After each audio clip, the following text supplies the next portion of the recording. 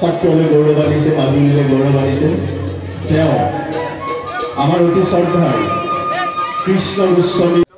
This ceremony, it has been important for us because we have appreciated the hospitality for all these people. Thank you very much.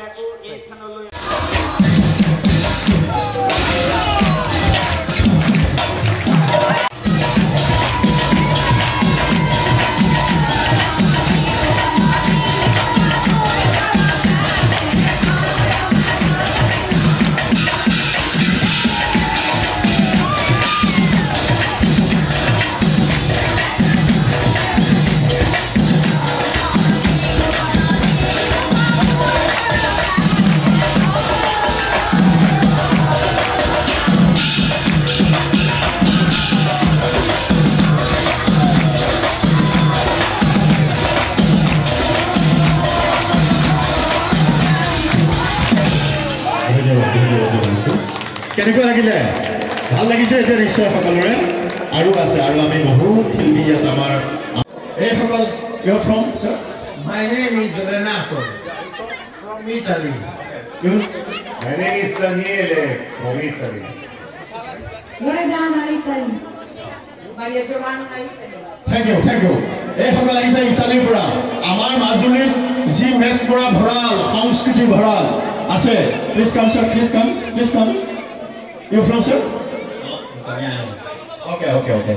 এইসকল চাওক, এখেতৰ নেতৃত্বত এখেত guide. আপোনাৰ পৰিচয়? मेरा नाम आशीष मिश्रा, मैं उड़ीसा से हूँ। आप गाइड करके लेके आए इनको।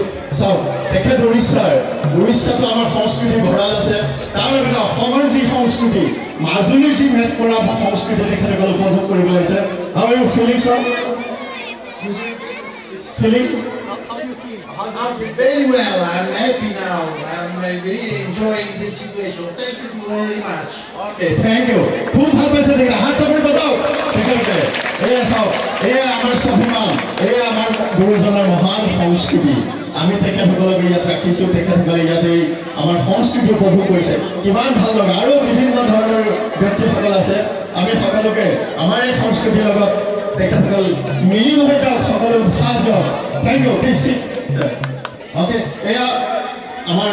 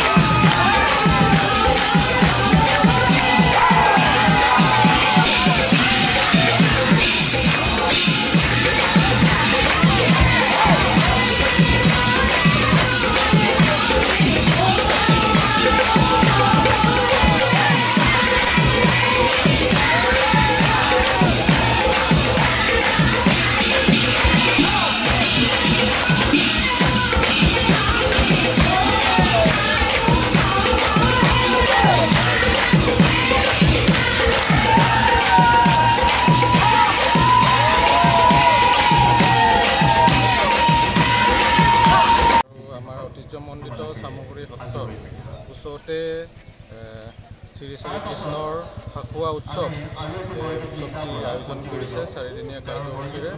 আজি মোক ইয়াতে সাংস্কৃতিক অনুষ্ঠানটি উদ্বোধন কৰিবৰ কাৰণে আমন্ত্ৰণ জনাইছিলে আৰু এই আমন্ত্ৰণ ৰক্ষা কৰি আজি উপস্থিত হৈছিলোঁ। এনেকুৱা এটা আধ্যাত্মিক পৰিৱেশ আজি মই উপস্থিত থাকি নিজকে ধন্য মানিছোঁ। আৰু ইয়াতে আজি উপস্থিত আছিলে আমাৰ মাজুলীৰ গৌৰৱ, অসমৰ গৌৰৱ, দেশৰ গৌৰৱ, আমাৰ দেশৰ সৰ্বোচ্চ সন্মানেৰে সন্মানিত কৰা আমাৰ বঁটাপ্ৰাপক পদ্মশ্ৰী বঁটাৰে ডক্টৰ হেমচন্দ্ৰ গোস্বামী ডাঙৰীয়া উপস্থিত আছিলে। অসম গৌৰৱ সন্মানেৰে সন্মানিত কৰা দয়াল গোস্বামী ডাঙৰীয়া উপস্থিত আছিলে আৰু বহুত গণ্যমান্য ব্যক্তি উপস্থিত আছিলে। আজি বহুত ভাল লাগিছে আৰু সকলোৱে মিলি যাতে যেন এই ৰঙৰ উৎসৱ ফাকুৱা উৎসৱটি আজি ইয়াতে উদযাপন কৰিছে। আধ্যাত্মিক ৰীতি নীতি আমাৰ ৰীতি নীতিৰে উদযাপন কৰিছে, বহুত ভাল লাগিছে।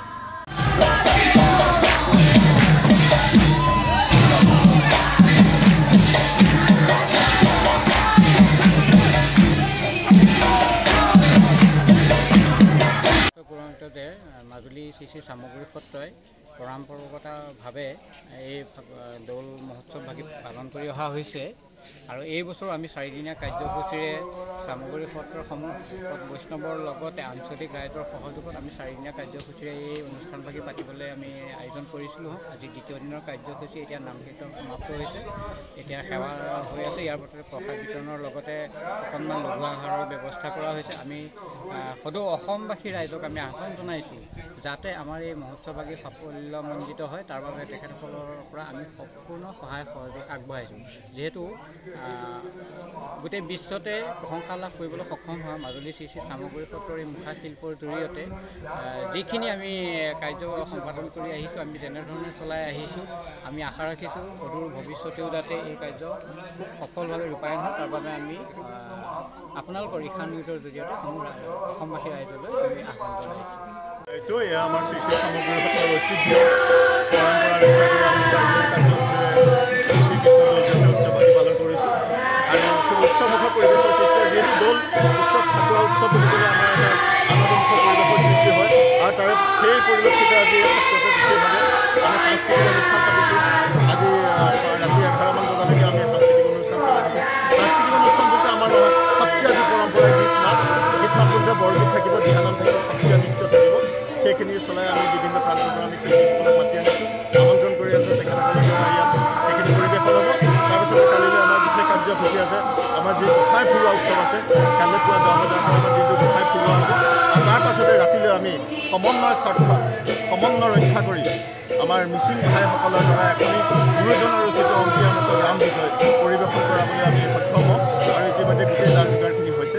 আমি কালিলৈ এভাগি পালন কৰিম আৰু পৰহিলৈও ঠিক তেনেধৰণে গোঁসাই ফুৰোৱা উৎসৱ পৰহিলৈও হ'ব।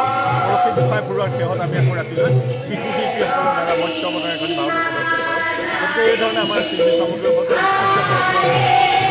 সক্ষম হৈছোঁ। খুব ভাল লগা পৰিৱেশ।